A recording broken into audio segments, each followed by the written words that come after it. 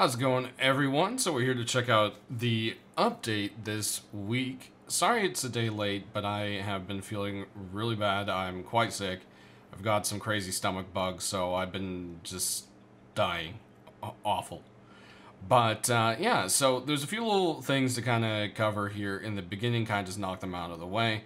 Of course, besides a ton of optimizations, which you can see in the works of the details to it on the dev blog itself, they've done a little bit of adjusting to the player models here. As you can see, the shoulders and so forth, they don't kind of go out of place, and they've been made a little more realistic as a posture, basically. The other thing here is we've got some new, like, effects sprites that are in the works, as you can see here.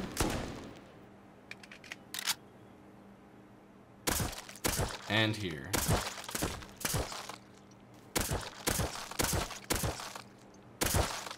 In addition to these, we also have the basically the weapon admiring.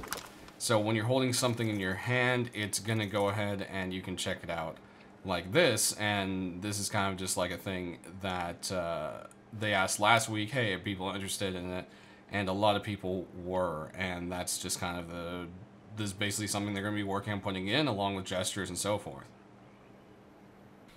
We also see some big changes to the rocket sight, again, just trying to balance it as the team is always working on that. And the APC just scared me half to death and creeped up on us there.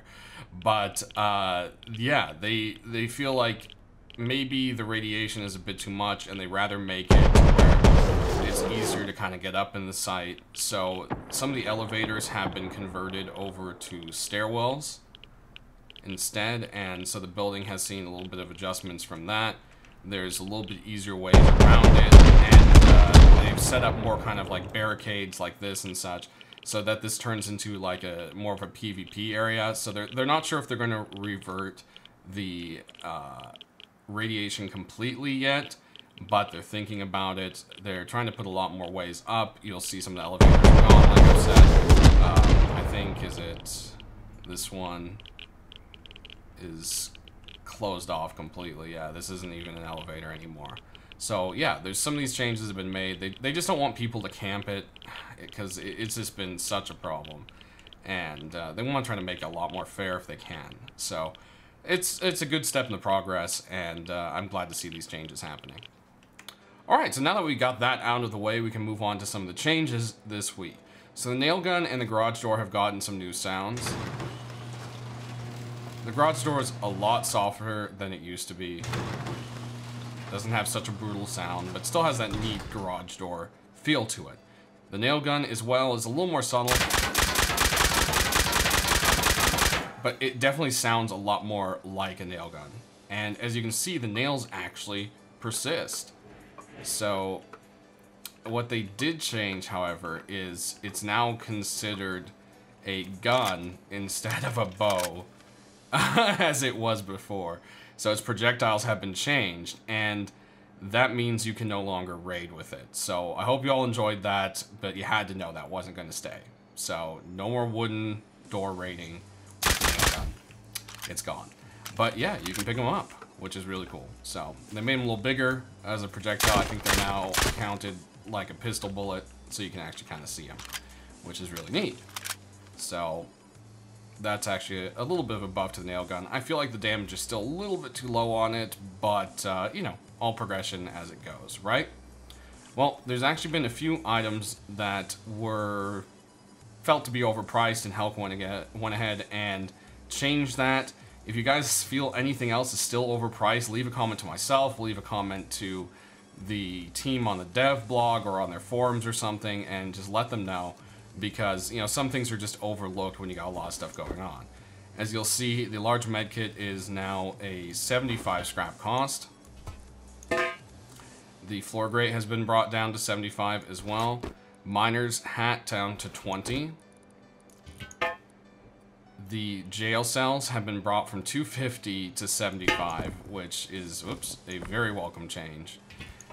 The chain link has been brought down to 20 from 250. These were 250 before. That was a huge overlook because, I mean, they're pretty much crap. It's more or less role player kind of, you know, thing. Or if you just want to kind of keep someone out of like a hemp garden or something. The double sheet metal door has been brought down to 75. That is actually really sweet. I didn't feel that one needed to be changed, but I'm happy it did. That's a cool one. The search lamp has been brought down from 250 to 75. 250 was just ridiculous for it. And the refinery has been dropped down from 250 to 75, which is a welcome low cost. In addition to that, there is also now the HV arrow is now a default blueprint, but does require the first workbench to be made. So that's a nice little change, because I feel like no one really wanted to waste any kind of scrap on learning it. So good job there, team. Really awesome little changes. Now, there's a few big things. As you can see, there's hair. And we'll toss up a couple pictures here, and here, and here. And there's so many more combinations. You can still be bald and just have a beard. There's armpit hair, there's pubic hair, and yeah, it's still work in progress. The team has said there's going to be a lot more variation soon, and there's also going to be dyeing. So that sounds very interesting. How and when that's going to be, we'll just have to see. But that's what's going on there.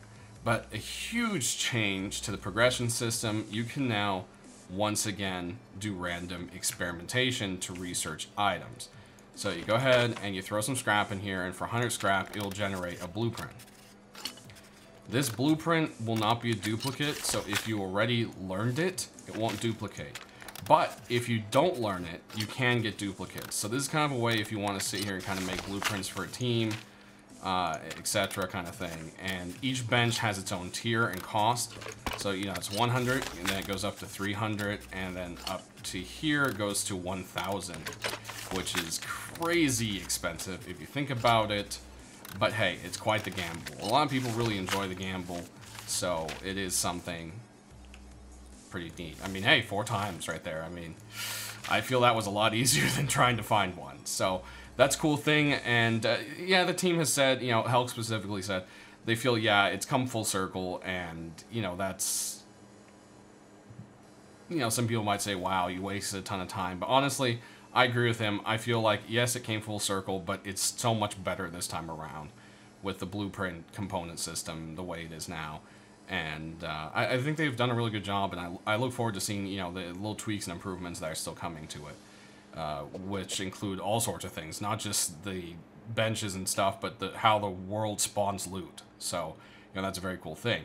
Another thing is building is going to be seeing a change, and the changes that are going to be seen basically is they want to, or they're working on a system that extends your building block, not by cupboard, but your building itself.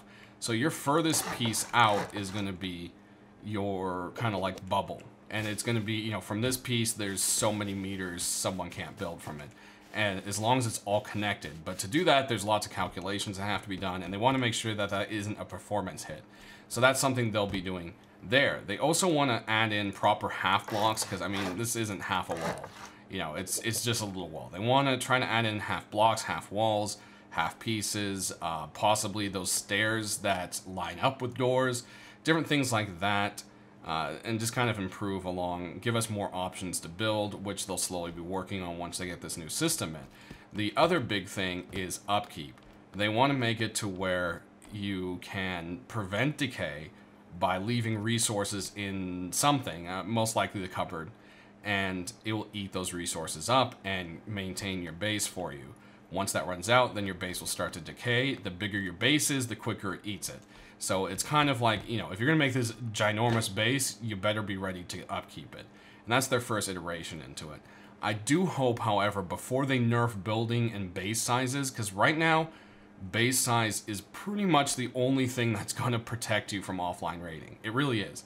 The bigger your base, the more convoluted, the more confusing, the more crazy build you do, the better chance they might run out of something while they're offlining you. Because, I mean, honestly, offline is all everyone ever does. The people rarely online anymore. So that needs to be addressed first. I really, really hope they don't do what they did with the progression system, where components were added and then just the rest of the system wasn't done for months and months. And it just kind of made the game stagnant. Helkin team, please, please, please, please, delicately consider that before you nerf building bases, you need to add in a way to prevent offline, or not prevent, but just make offlining harder. We need more traps, some kind of offline protection. I don't know. Whatever you guys do, I feel like that solution needs to be taken care of before you make something else harder. You know, it makes sense? I think that makes sense to you guys, to everyone. So sound off how you feel about that. What do you think a team could do to, you know, before they nerf bases or at the same time they nerf bases? What can they do to kind of make that better? So I'm sure the community can come up with some great ideas. I'm sure the team already has something planned for it anyways. It's just they need to make sure that it's either deployed at the same time or before the bases are nerfed. So, alright guys, that's pretty much it for this week. Go log in and check out what your character looks like. If you haven't yet, the character should look the same, but should have some sort of hair configuration going on. As always, please click that like button to show your support, and we'll see you next week for that update.